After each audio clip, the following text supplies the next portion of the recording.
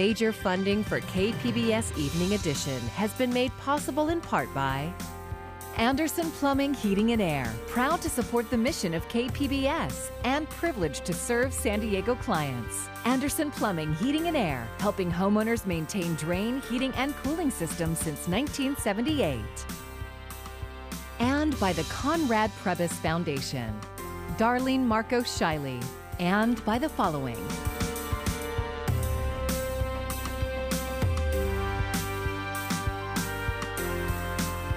And by viewers like you. Thank you.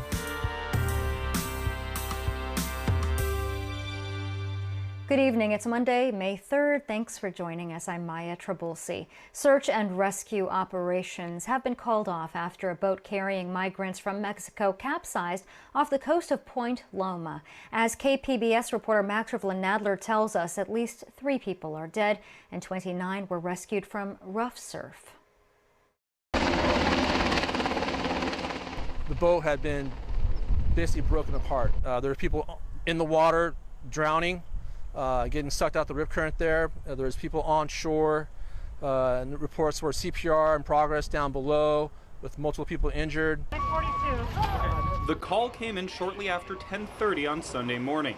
People struggling onto the rocks of Cabrillo National Monument after a boat ran ashore, believed by authorities to be carrying migrants from Mexico.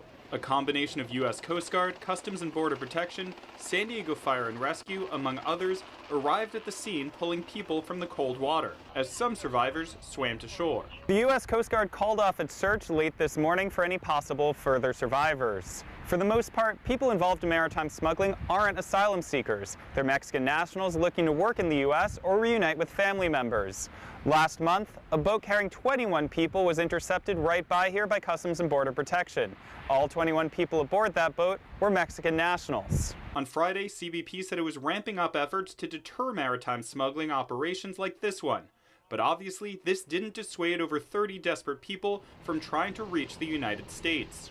There's been a 92% increase year over year in maritime smuggling, a number that started to rise after the border wall in this area was reinforced and increased in size under the Trump administration. With the increase in border infrastructure, patrols on the land, and smugglers look to, any vulnerability they think there is, and they are looking for any method they can to move what they view as a commodity. So 5 people in total were taken to local hospitals, including the 3 who died. 1 person remains in critical condition. Border Patrol has yet to release any details about the nationalities of those taken into custody. The agency says it believes it identified the person who was piloting the boat. Max Nadler, KPBS News. 4 families who were separated at the Mexico border during the Trump administration will be reunited in the United States this week. 2 of the mothers, one Honduran and another Mexican, were separated from their children in late 2017. The Homeland Security Secretary says this is just the beginning of the broader effort. How many families will reunite and in what order is part of a legal settlement with the ACLU. Today, President Biden formally lifted the nation's refugee cap to 62,500. He faced criticism for his delay in lifting former President Trump's limit of 15,000. Last month, President Biden expanded eligibility for resettlements, but stopped short of lifting the annual cap. Firefighters are continuing to battle a brush fire east of Julian that broke out over the weekend. At last check, the so-called Southern Fire in Shelter Valley has burned more than 5,100 acres and is 25% contained. KPBS reporter Jacob Ayers says the incident coincides with the state's Wildfire Preparedness Week. The Southern Fire was first reported about 5:15 p.m. Saturday off of Great Sutherland Overland Stage Route. As of Monday, 3 structures had been destroyed and roughly 500 residents were evacuated from the Butterfield Ranch Campground to Agua Caliente campgrounds, according to CAL FIRE San Diego Captain Frank Lococo. This fire, we actually had the benefit of a wind coming out of the west, which pushed the fire obviously east and towards mostly unpopulated areas, with the exception of the Butterfield Ranch Campground and a few surrounding houses. While fire season in California now is considered to be year-round, A fire of this size is unusual this early in the calendar year, according to the National Weather Service's Alex Tardy. He says conditions this year in Southern California are even drier than last year's record-breaking fire season. The dead fuel moisture right now is at a record low. So it's not just low, it's at a record low. That means that there's a higher potential of having explosive and aggressive, fast-moving fires.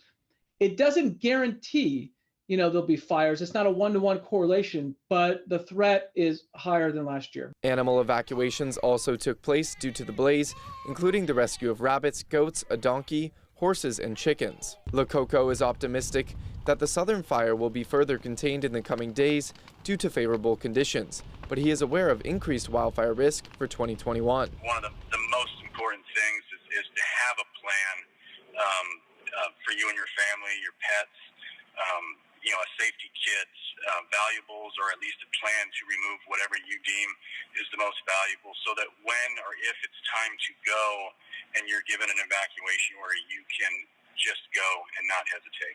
The American Red Cross helped 70 evacuees with meals and emergency lodging in hotel rooms due to the southern fire. Evacuation orders were lifted Monday afternoon. Jacob Ayer, KPBS News. We've had cool, cloudy weather over the past few days and even some rain. Coming up, the change we're expecting in your full forecast. Another key step to bring the U.S. closer to herd immunity. The FDA is expected to authorize use of the Pfizer shot for 12 to 15-year-olds by next week. As Isabel Rosales reports, some health experts believe reaching herd immunity is unlikely, but that life could still return to normal.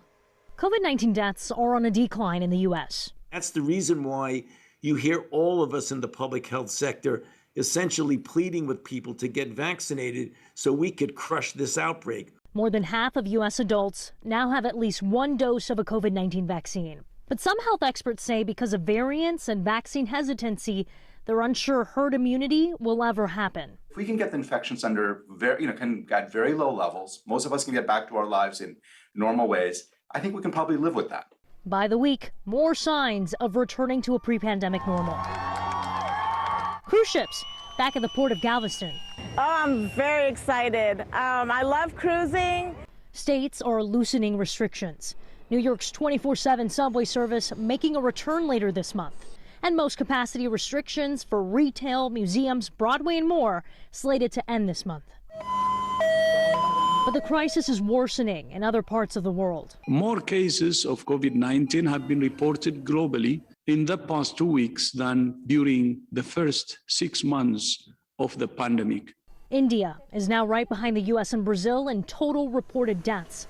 Meanwhile, Moderna just announcing it will supply up to 500 million vaccine doses at its lowest tiered price to low and middle income countries. In Washington, Isabel Rosales, KPBS News. If you want to set up an appointment for yourself or an eligible family member, you can find a vaccine location close to you by going to kpbs.org. Just click the vaccines link on our homepage. A cyber attack that shut down Scripps health systems over the weekend is still causing some problems today. So far, few details have yet been released. KPBS health reporter Matt Hoffman spoke with a cybersecurity expert. One of San Diego's largest healthcare providers has been hit with a crippling cyber attack. Scripps is only the latest in a number of hospitals that have been hit with this particular type of attack. University of San Diego cybersecurity professor Mark Heckman says with the healthcare giant's website down and Scripps officials suspending access to online applications, this sounds like a malware attack designed to disrupt systems and one where hackers could be asking for a ransom. And if you want to get your data back, you have to pay the attacker to give you the secret key. We don't know if that's the case. Scripps officials are being tight-lipped on details of the, quote, cyber attack. It was first reported over the weekend, and while today Scripps facilities were open, including urgent care centers, hospitals, and emergency rooms, the attack is forcing some appointments to be rescheduled. There's a certain amount of embarrassment and brand damage to the brand when you admit that you've suffered from a cyber attack. Heckman is speaking generally and says it could take weeks or months to investigate the hack. Scripps officials say they have teams working around the clock to, quote, resolve the issues, saying the proper authorities have been notified. Organized crime in cybersecurity is very, very well organized and very lucrative. And there are people whose who make money by finding vulnerabilities in systems. There's no telling how long a forensic investigation will take or what the impact is yet aside from those rescheduled appointments. Heckman says hospitals are becoming prime targets for attackers. The value of a medical record is many, many, many times greater than that of a stolen credit card, for example. It's unclear if any data has been compromised, and Heckman says if that turns out to be the case, Scripps will likely notify individual patients. Matt Hoffman, KPBS News. The San Diego County District Attorney's Office is reviewing cases to release prisoners who were unjustly sentenced. Under Assembly Bill 2942, prosecutors can recommend resentencing for eligible prisoners where the penalty may have been unduly harsh. Today, a San Diego County Superior Court judge approved the release of an 84-year-old man convicted of a series of burglaries in Rancho Santa Fe about 25 years ago. James Riviera had been sentenced to 140 years to life. No history of violence that I'm aware of, and I think under those circumstances I'm willing to recall the sentence at this time. The DA's newly reorganized Conviction and Sentence Review Unit has about 150 sentences that are currently under review. A centerpiece of the federal government's response to the pandemic was a massive cash infusion for businesses called the Paycheck Protection Program, or PPP. But KPBS investigative reporter Claire Tregesser found there was vast disparity in how that money was given out in San Diego and elsewhere, favoring wealthy and white areas. The Corona family had long dreamed of opening a Mexican restaurant in their hometown of Imperial Beach. And in early 2020, they were on their way. Then came the pandemic. When we were getting ready to open, it was already, everything was closed and everything was completely different for us. Tanya Corona opened for takeout orders in April, but still struggled to make rent. So when the Federal Paycheck Protection Program, or PPP, was announced, Corona immediately went to her bank to try to get funding. They said I didn't qualify for the one they were offering because my business was so new. The Corona family story is one that became all too common in San Diego County and throughout the country during 2020. $500 billion in federal dollars were sloshing through the economy through the program, but relatively few were ending up in the pockets of business owners in underserved places like Imperial Beach. When you look at the share of businesses receiving loans, there is a stark divide between North and South County. The success rate for applicants from census tracts in Imperial Beach, San Ysidro, Nestor, and Paradise Hills, mainly low-income areas with large minority populations, was 5% or less. But travel north to affluent, mostly white census tracts in places like Carlsbad, Poway, and Encinitas, and the success rates are 96% or above. Data analyzed by the journalism nonprofit Reveal show these disparities exist in the vast majority of large metro areas in the United States. The primary reason for this inequity is that PPP loans were distributed by banks, and many small minority-owned businesses lack existing banking relationships, says Mark Herbert, a small business advocate. When you build a program and just bolt it on top of our existing commercial financing system, it's going to exacerbate the problems that had already existed even before the pandemic. The data show vast inequity in San Diego County.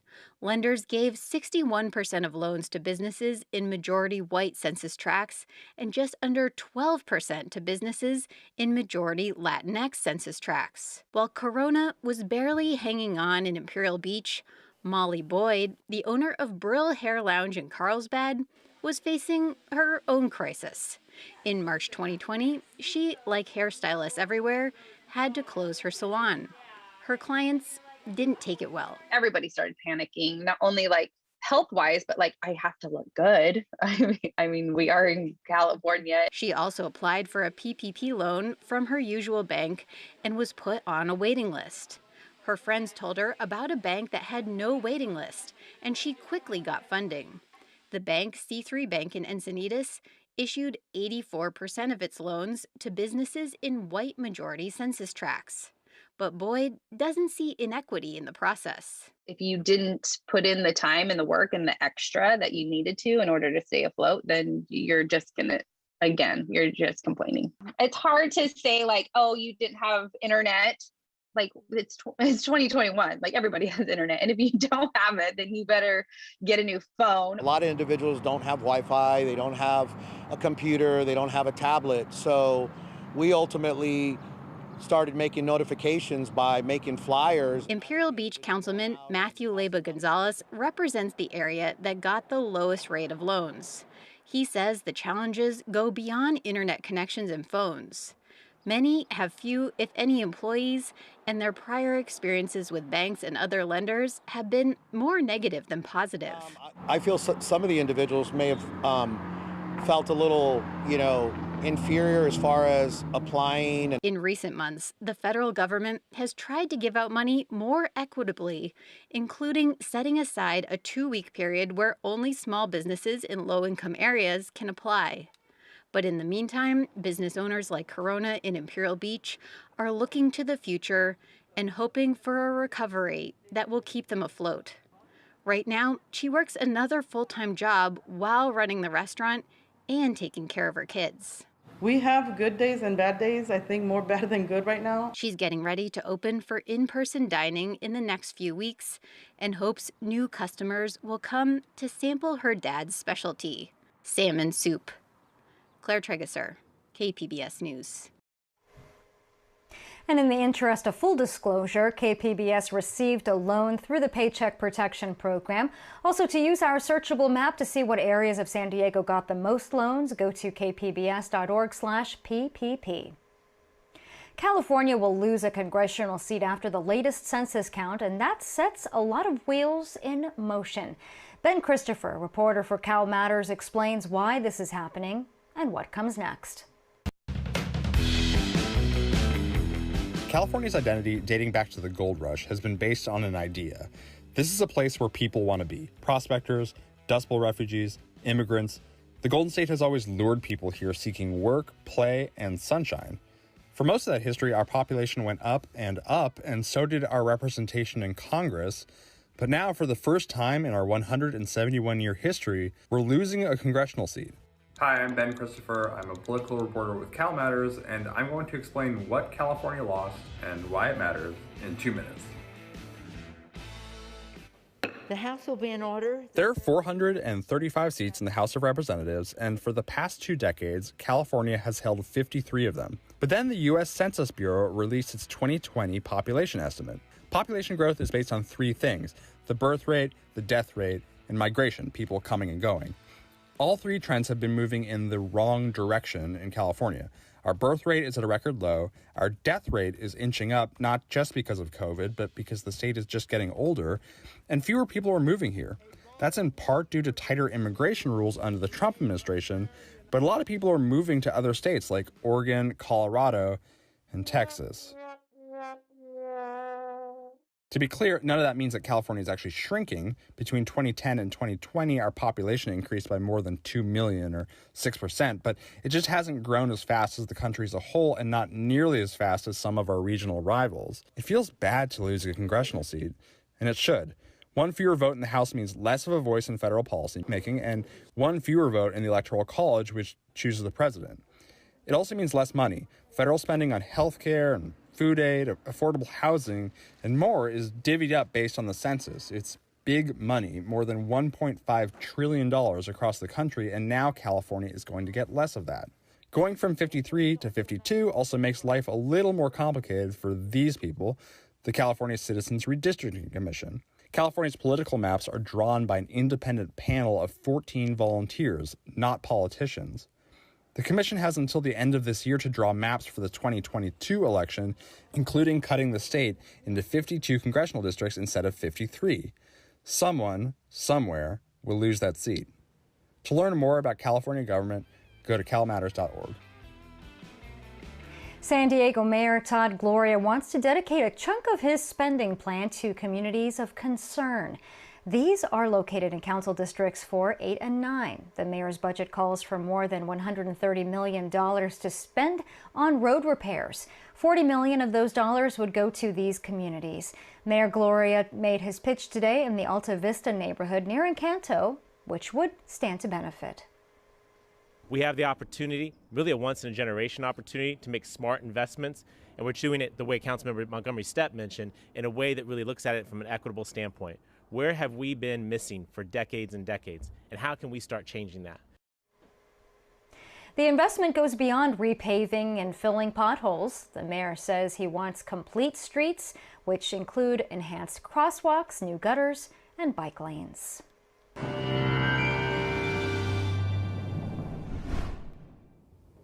Goodbye to the cool air and hello to some much warmer temperatures over the next couple of days. That is going to be the story as this strong area of high pressure develops in the mid and upper levels of the atmosphere, and that'll be bringing temperatures that are anywhere from 5 to 10 degrees above average for this time of year. In the metro tonight, we drop off into the upper 60s under partly cloudy skies, and the rest of the region not a whole lot different here. Near the coast, low to mid 50s for those overnight lows, but in the mountains it stays pretty mild, upper 60s for Borrego Springs tonight. By Tuesday, the heat is going to start to build back in. You'll notice much of the Golden State here starting to get back in on that warmth as it expands eastward across much of the southeast. By tomorrow afternoon, we'll see a return to the 80s for Escondido down into Ramona, but check out Borrego Springs. You're going to be in the upper 90s for highs on your Tuesday afternoon. Wednesday, the heat is really locked in here for much of the state, but do expect some cooler conditions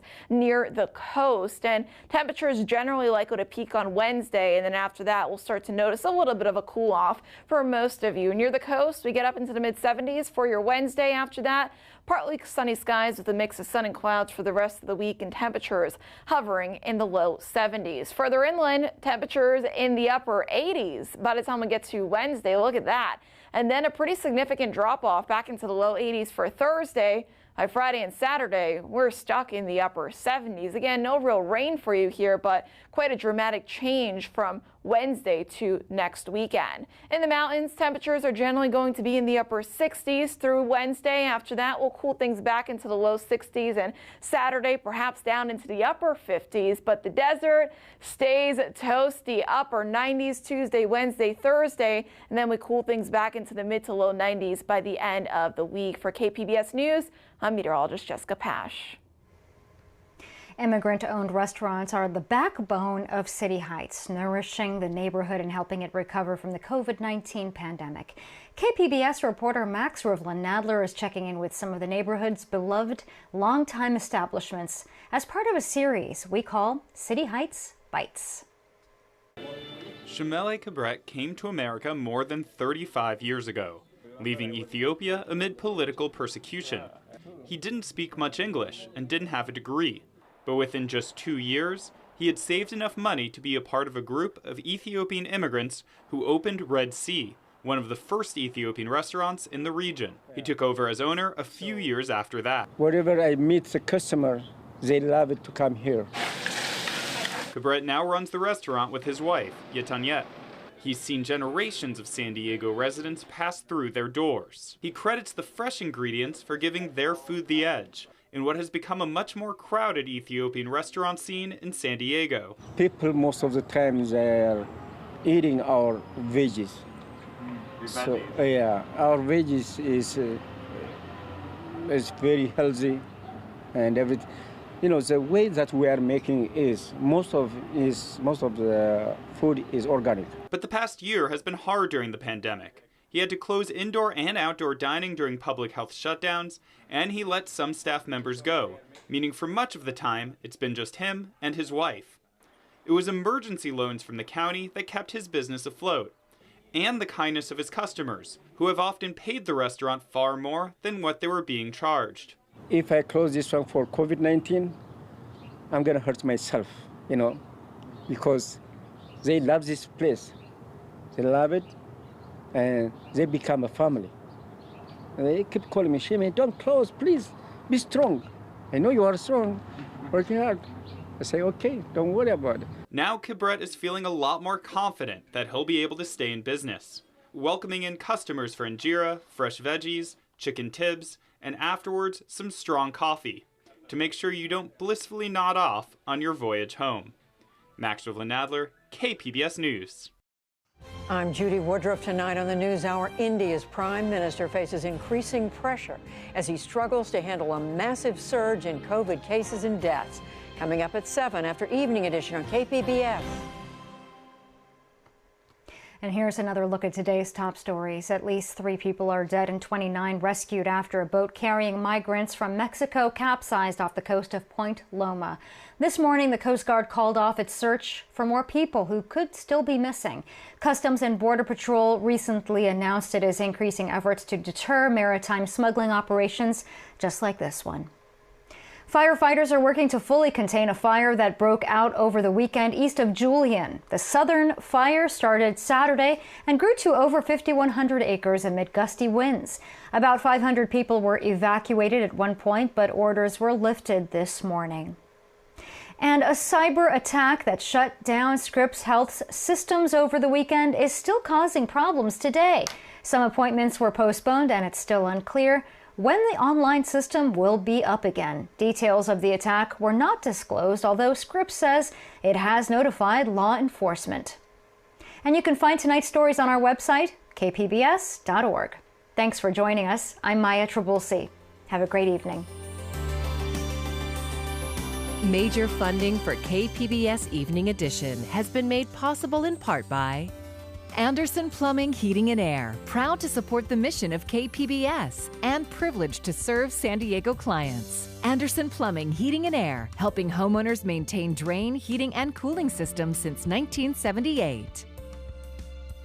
And by the Conrad Prebys Foundation, Darlene Marco Shiley, and by the following.